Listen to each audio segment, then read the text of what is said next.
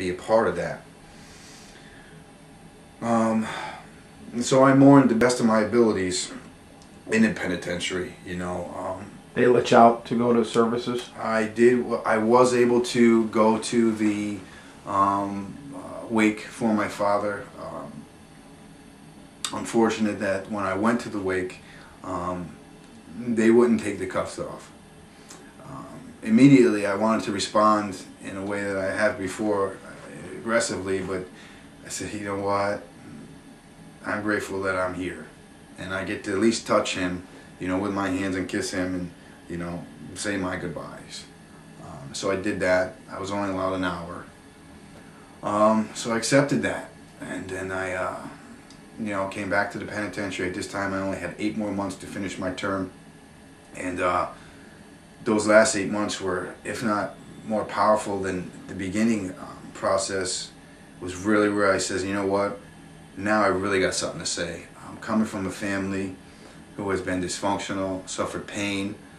Look at me, how many times I've been incarcerated, you know, gave up my freedom. I'm on a mission. I'm on a mission to tell the world and help people, you know, of how to make a difference, and they don't have to deal with this pain. So upon coming home, a struggle that I had to face, losing my grandfather. I was also very close, still very close to my grandmother and grandparents. They were like my second mother and father. Lost him the day after Christmas. And this was difficult to deal with as well, because here I lost my father, you know, and then my grandfather. You know, I don't have any real other men figures that I, you know, in my family that I look up to and respect in that manner. But this was more accepting. My grandfather was 82 years old when he died. He lived a very good life. He was a very good man. Always been a man who worked, never addicted to, you know, any type of substance in that fashion. Maybe he was a workaholic, I don't know, but he grew up and he took care of his family. Mourning, I mourned healthy. I mourned appropriately. I grieved with my family in a way that I've never done before. And that proved to me that I've learned some skills, and now I can teach these skills to people. Other struggles I faced since being home from the penitentiary, just dealing with myself, knowing that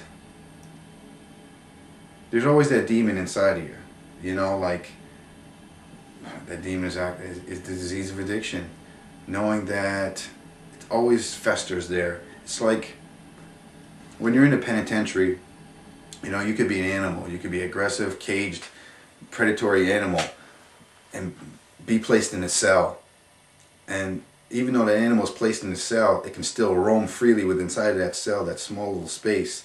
And that small little space is the quarters of my mind, which it still festers in there.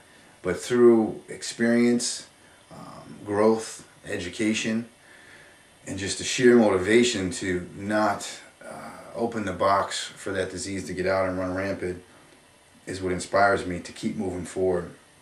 Because I know it's always inside. And one thing I've learned is you can never cure this disease. It's always more of a arrested development type of theory. You know, you keep it contained.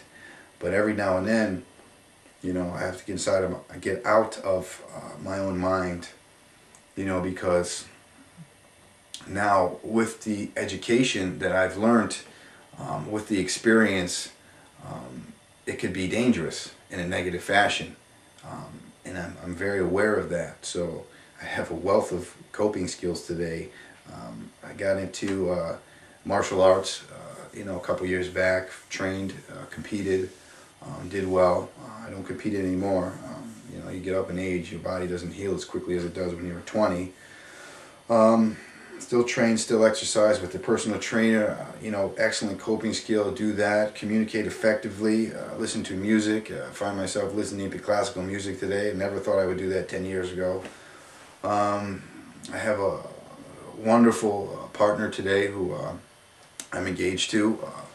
Been with 2 years. We recently purchased a home and got a dog named Duke, who's just a ball full of energy and you know, keeps us on our toes. And you know, we're just today, I live life in a way that I never thought I could, when I was younger. And I know that the people in my family that I've lost are there in spirit and heart and memory. And my goal statement today is to try to help the people that not only come into my office, but to just be a beacon of light, be an inspiration, just to be someone who, if they're struggling, could say, hey, you did it. What did you do? Help me. And I want to be that guy. I want to do what I can.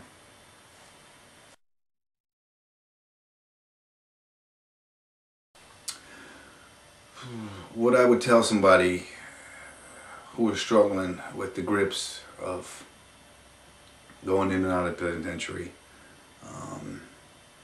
even if they're looking for a way out, I'd say stop running, because really you're only running from yourself. Being in penitentiary is relatively easy, on the count, on the chow, being told what to do all day long, no structure, very minimal responsibility. Stop running, because you can only run so much before you get tired. And I don't mean physically tired, I mean mentally, emotionally, and spiritually tired.